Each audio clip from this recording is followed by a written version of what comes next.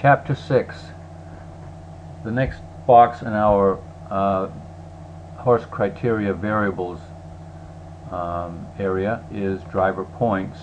We'll skip over that for now and come back to it. Class, form, relative points to 1.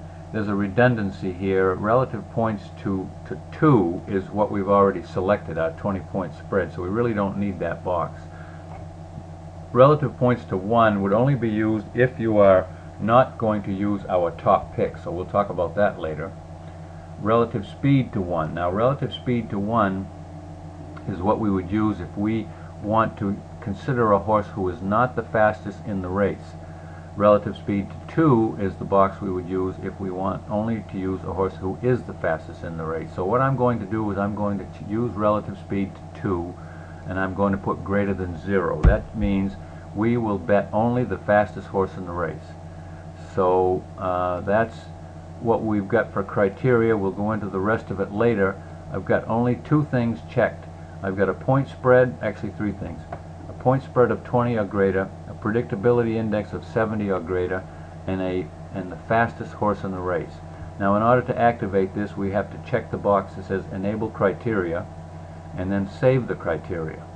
That will bring us back to the main screen. We can then click on the go button, and we've got already our date option of May 1st and up to the present time.